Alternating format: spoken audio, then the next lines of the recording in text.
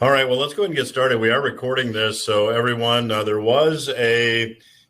likely, if you're most people, you're watching this on a replay basis this week.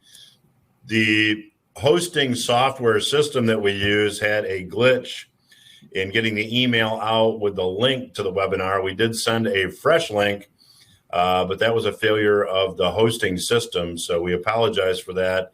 Hopefully, you will get this information. I am doing this live about 13 minutes after the appointed start time. So again, apologize for the link failure. We will follow up with our hosting system to see what happens. So still a lot going on. I'm going to go ahead and talk to you about the headlines we want to cover this week. The first quarter numbers indicate that we may be in a recession, and a market top in stocks and real estate may be in, and we are now beginning to see some weakness in the banking sector. Treasuries and the U.S. dollar, we're also seeing weakness, and I'm going to talk a bit about the U.S. dollar index and how that's a relative measure of U.S. dollar strength. There is some confusion about that, so I hope to lend shed some light on that, I should say. The move away from the U.S. dollar continues. There's now an alternative reserve currency being openly discussed. And in a move late Friday, Biden opened up federal lands to oil and gas drilling. So some political pressure there to try to get the price of energy back under control. So a lot to talk about here. If you have a question or comment as we go through the material, go ahead and type it in the chat box. This is from Wolf Richter. The headline is, after blowing $328 billion on share buyback since 2017, JP Morgan, Bank of America, Wells Fargo, Citi, and Goldman Sachs all see their stocks drop. The first quarter was crappy. That must be a technical term. As IPOs, or initial public offerings, imploded, investment banking took a hit, mortgage activity fizzled, and other stuff happened. And again, this is from Wolf Richter. He talks about the fact that of the big five banks and holding companies ranked by total assets in the United States, and those are JP Morgan, Bank of America, Wells Fargo, Citigroup, and Goldman Sachs, I believe in that order, four have reported their first quarter earnings so far, and those earnings were all had one thing in common. There was a sharp decline in revenues, and there was a sharp decline in net income. Now, if you take a look at the capitalization, which is simply the total value of the stock of these companies, since October of 2021, in the last 6 months, the five big banks' market capitalization, or total stock values, to put it another way, have declined almost 25%, 23.5%, and the chart indicates that.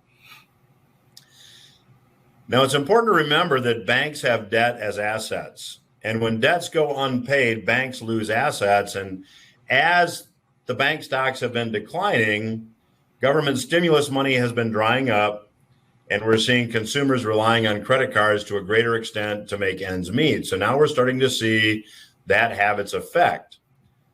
Now, I believe this trend indicates that we are probably headed for stagflation, which is simply defined as rising consumer prices along with economic recession. It is probably the most miserable of all economic conditions or climates. Now, what's really interesting is, in the 5 years from 2017 through 2021, the five big banks that we just mentioned used $328 billion to repurchase their own shares of stock. And now, all that increased value in stock, all the money that they put into that, has now evaporated because stock prices are down. Now, JP Morgan Chase was the first to report their earnings. Get this, JP Morgan Chase's net income dropped 42%. That's year over year. Revenues fell 5%, but net income dropped 42%. There was a 35% drop in revenues in its investment banking division. That means that initial public offerings are not really taking place at the same pace as they were, not even close, and that's costing banks a lot of money. JP Morgan shares reacted. They're down 25% from their 52-week high in January. So JP Morgan has lost a quarter of its market cap since January. The bank set aside $902 million for loan loss, set aside $902 million for loan loss reserves compared to a $5.2 billion benefit a year ago. So that's a big, big swing. Now, next on the list was Goldman Sachs. Goldman Sachs saw its net income drop by a similar 42%. Revenues were down 27%. Those shares are also down about 25% from their 52-week high in November. Investment banking revenue, again, took the big hit. Initial public offerings, as this article started, were crappy all around. Goldman said that equity issuance, stock issuance, came to a near standstill. IPOs make a lot of money for investment banks. But now that there's no IPOs, banks are seeing big declines in revenues and profits. Now, if you want to take a look at IPO activity, compare how many IPOs happened in the second quarter of last year versus the first quarter of this year. They're down from about 120 to less than 20. The first quarter of last year, we see that the numbers are only less than 20% of what they were quarter over quarter. Citigroup saw revenues decline 2.5%, but net income dropped 46%. So here we have JP Morgan Chase, we have Goldman Sachs, we have Citigroup, all their net income dropped between 40 and 50%. Wells Fargo fared a little bit better, as you can see from the slide. Net income plunged 21%. Now, mortgage lending activity also down. Mortgage lending activity down 33% this quarter because we've seen mortgage interest rates on a 30-year basis increase from 2.75% to now more than 5%. And Wells Fargo's also seen its shares down about 25%, 23% to be exact, since their 52-week highs in January. So one of the things that is driving all this is inflation is now pushing interest rates up. Take a look at what's happened to U.S. Treasuries just this year. You can see these are snapshots from the U.S. Treasury's website. On January 3 of 2022, to kick the year off, the 30-year Treasury bond was yielding 2.01%. You see that number on the far right of your screen. April 14, that number increased to 2.92%. So essentially, yields on the 30-year have increased from 2% to 3%. The same is true on the 20-year. Now, notice that the 20 and 30-year yields are inverted, as are the 7 and 10-year. And if you take a look, a 2-month T-bill was yielding 0.06% at the beginning of the year, is now yielding 0.57%, up nearly tenfold. So interest rates in the last 3 months are rising very, very quickly, very, very dramatically. And this is a chart of an exchange-traded fund that tracks the price of U.S. Treasuries. Now you see that this peak that you see on the right-hand side of the chart was really the beginning of the year. This is a weekly chart. So you can see that the price of U.S. Treasuries have been declining significantly, and that means that yields have been increasing. And you see now that U.S. Treasuries have not been this low in a very long time. And if you're a bit of a technical buff, you see that this chart has what I would interpret as a head and shoulders top, which means we may have some more downside ahead. Now, interestingly, this is a chart of the U.S. dollar index. Notice that the U.S. dollar index is a lot higher. Now, how can this be? How can U.S. Treasuries, which are priced in dollars and sold in dollars, be declining while the U.S. dollar index gets stronger? That seems to be a pretty big diversion, but it's really not once you understand how the U.S. dollar index actually works.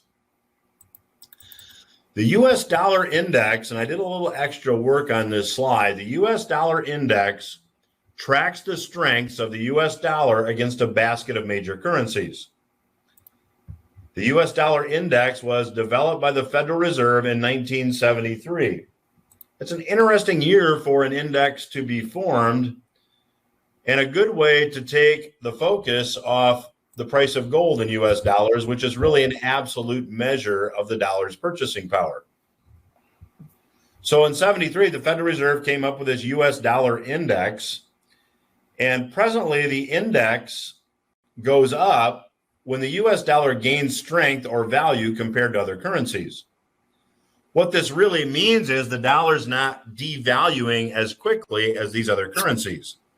Now, on the bottom left-hand side of the slide, you see that the US dollar index is 57.6% weighted to euro, 13.6% weighted to yen, 11.9% weighted to British pound sterling, 9.1% weighted to the Canadian dollar, 4.2% to the Swedish krona, and 3.6% to the Swiss franc. So when you take that basket of currencies, which is heavily weighted to the euro and yen, which are totally tanking, the US dollar looks pretty good. But the reality is the US dollar in real terms is declining, because the best way to determine the purchasing power of the dollar is to look at what it's doing against gold, and it's declining against gold.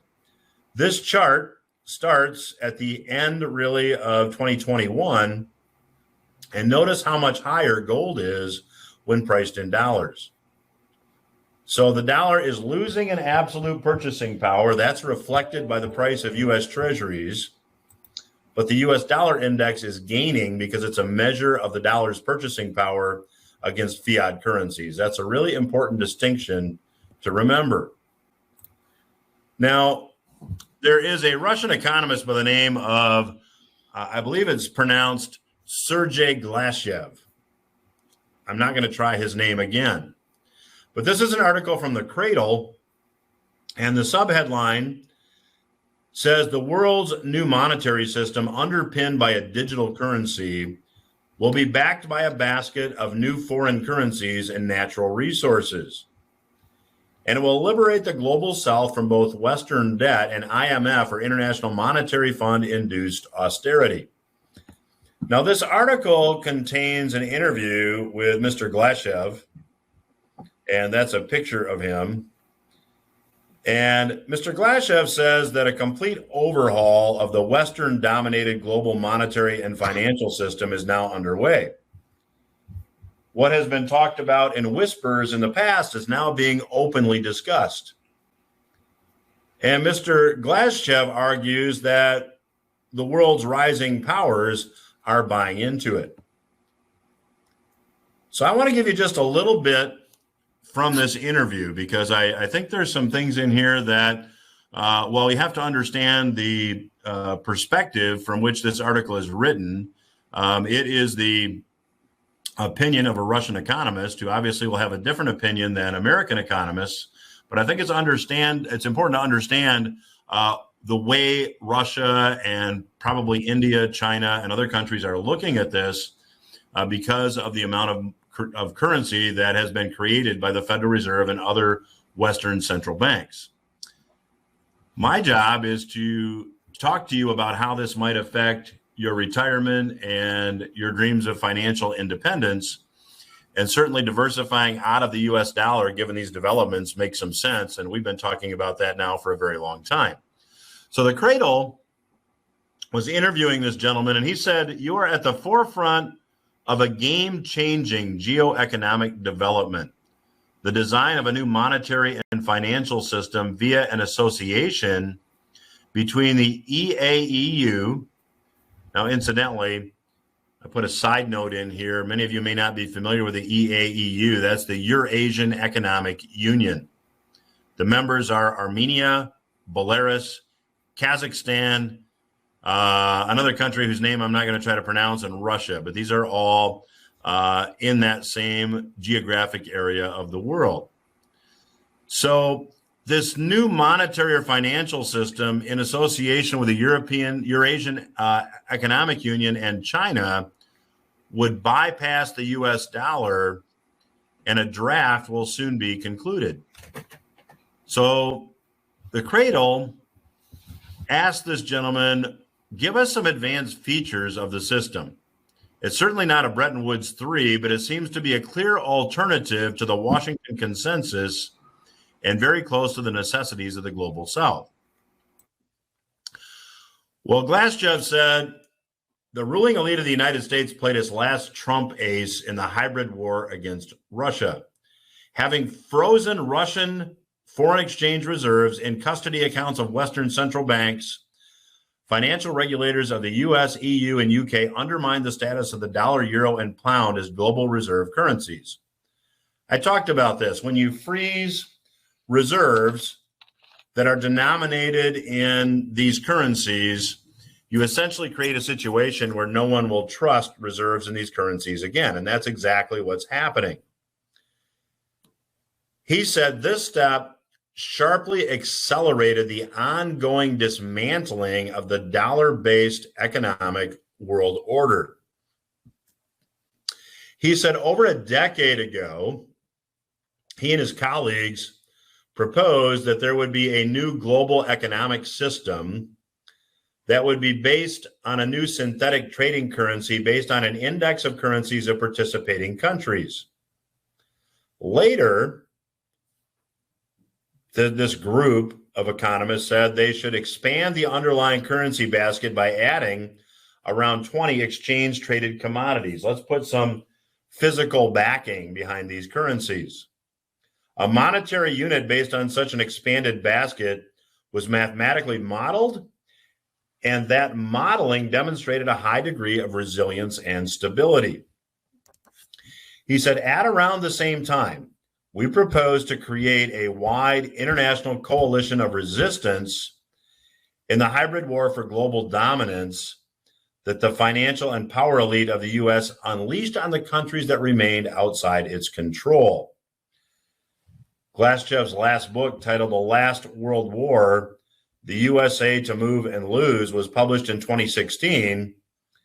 And in that book, he explained what this coming war would entail, and he explained that this war was inevitable simply because the Federal Reserve was creating a lot of currency. So he said, currently, here's what's happening. The U.S. is fighting to maintain its dominance, just as Britain did previously. I thought it'd be interesting. I put a chart on the right-hand side of this chart showing you what reserve currencies were used worldwide. So it started out in the mid-1400s to mid-1500s that the Portuguese currency was the reserve currency. The mid-1500s to around 1700, it was Spain. Then it went to the Netherlands. Then it went to France. Then it went to the British pound sterling. Then it went to the US dollar. So it's not unusual after long periods of time to see reserve currencies change because monetary policies change. It's just a normal evolution that as currencies become weaker, other reserve currencies that are perceived to be stronger take their place. And that's what happened throughout history. But just as Britain previously, which provoked 2 world wars, but was unable to keep its empire and its central position in the world due to the obsolescence of its colonial economic system. So basically, he's just saying that what you're going to see now is the U.S. global dominance now go away. The new convergent economic system that emerged in the People's Republic of China and India is the next inevitable stage of development, combining the benefits of both centralized strategic planning, I would argue probably against centralized strategic planning, and the market economy, and of both state control of the monetary and physical infrastructure and entrepreneurship. The new economic system united various strata of their societies around the goal of increasing common well-being in a way that is substantially stronger than the Anglo-Saxon and European alternative. He said, this is the main reason why Washington will not be able to win the global hybrid war that it started. See, any country in Europe now that is deemed to be unfriendly by Russia, as we've discussed, is now required to pay for any Russian imports of energy or anything else using rubles or gold. This is the main reason, according to this economist, why the current dollar-centric global financial system will be superseded by a new one based on a consensus of the countries who joined the New World Economic Order. And as I've talked about on past webinars, if enough countries follow suit, if enough countries follow Russia's lead, there could be a strong sudden move away from the US dollar. And this particular gentleman is saying that's what's going to happen. Now, will it happen right away? I don't think so, but will it happen ultimately? I certainly believe it will. It's the timing that's very difficult to predict. Now, Glaschev talks about 3 phases of this transition away from the dollar and towards something else. He said in the first phase of these 3 phases, these countries fall back on using their national currencies and clearing mechanisms backed by bilateral currency swaps. At this point, price formation is still mostly driven by prices at various exchanges denominated in dollars. This phase is almost over. I should underline that. This phase is almost over. After Russia's reserves in dollars, euro, pound, and yen were frozen, it's unlikely that any sovereign country will continue accumulating reserves in these currencies. The immediate replacement is national currencies and gold because they have no choice. Now, I shared with you this chart earlier. And if you go back and take a look at this, it's unlikely any sovereign country will continue accumulating reserves in these currencies. Well, how do countries hold US dollar reserves? They hold US treasuries. And look what's happened recently to US treasuries. Demand is falling. That's a direct result, I believe, or largely a result of this action. The second stage of the transition will involve new pricing mechanisms that don't use the dollar. Price formation in national currencies involves substantial overheads.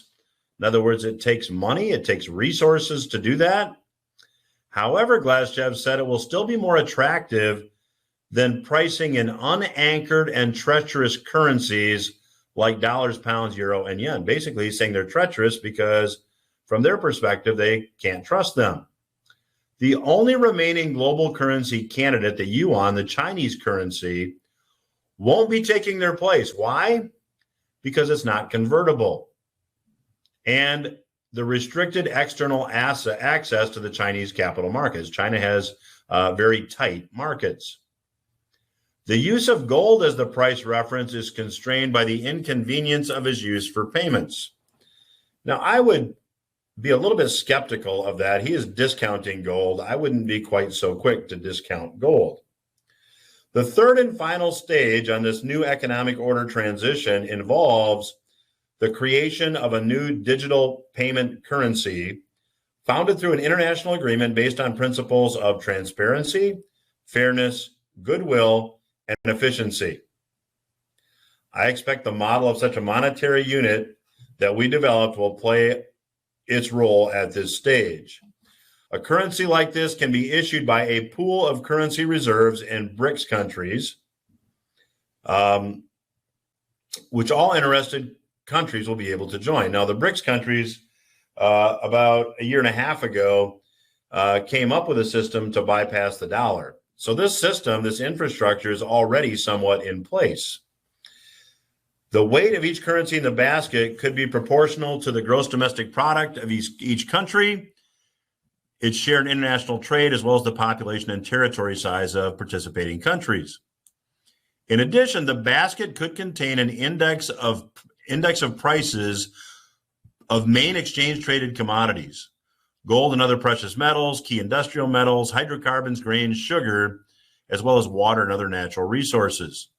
So he's suggesting that this basket of currencies would be backed by commodities, by physical, tangible things. To provide backing and to make the currency more resilient, relevant international resource reserves can be created in due course. So this is still all under development, but it's being openly discussed and it's being developed. It's important to understand that. This new currency will be used exclusively for cross-border payments and issued to the participating countries based on a predefined formula. Participating countries would use their national currencies for credit creation in order to finance national investments in industry as well as for sovereign wealth reserves. Capital account cross-border flows would remain governed by national currency regulations. So one other thing I'll point out. The Cradle asked one more question of this Russian economist. Michael Hudson specifically asks if this new system enables nations in the global south to suspend dollarized debt, just not pay it, and is based on the ability to pay. Can these loans be tied to either raw materials or, for China, tangible equity ownership in the capital infrastructure financed by foreign non-dollar credit? Glazchev says this. Transition to the new world economic order will likely be accompanied by systematic refusal to honor obligations in dollars, euro, pound, and yen. In this respect, it'll be no different from the example set by the countries issuing these currencies who thought it appropriate to steal foreign exchange reserves of Iraq, Iran, Venezuela, Afghanistan, and Russia to the tune of trillions of dollars. He's basically saying, if they did it to us, if they did it to them, we're going to do it to them.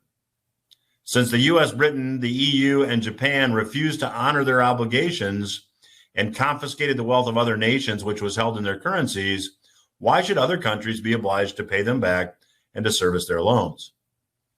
Now, I'm ignoring the potential geopolitical consequences of this. There may be some, but again, I'm focusing on currencies and how it might affect you and your investment. So it certainly makes the case that you want to have some non-dollar physical assets in your portfolio. Finally, 5 o'clock Friday, this was published 5:45. Biden opens more public land to oil and gas drilling in latest climate policy capitulation. The article from Zero Hedge says, following a punishing surge in natural gas prices this past week, President Biden has finally decided to throw in the towel and break one of his top campaign promises to the environmentalist wing of the Democratic Party. In a report that arrived almost exactly at 5 p.m., 1700 on Good Friday, also the start of Passover, the New York Times revealed that the president has decided to lift the ban on selling leases for new oil and gas drilling on public lands. But there's a small catch. He's also raising the federal royalties that companies must pay to drill. Still, the administration plans to open up 145,000 acres of public lands in 9 states to oil and gas leasing next week. This represents the abandonment of one of Biden's signature environmental policies, as he said in New Hampshire in February of 2020. And by the way, no more drilling on federal lands, period, period, period, period, followed by a question mark. Environmental activists are not happy. Randy Spivak, who is the director of public lands for the Center for Biological Diversity, said, it's as if they're ignoring the horror of firestorms, floods, and mega droughts and accepting climate catastrophes as business as usual. However, the reality is this could take months or years for the new supply to come on. So it's likely we won't see any effect soon. That's all I have to cover this week. That is right at about 30 minutes here. I do apologize for our technical difficulties. Many of you will be watching this via replay. We are getting emails out to you, multiple emails with links to the replay. So hopefully we will be back on target and identify the glitch that took place this week. So again, we do apologize. Hope you had a terrific holiday weekend. We'll be back again live on the 25th.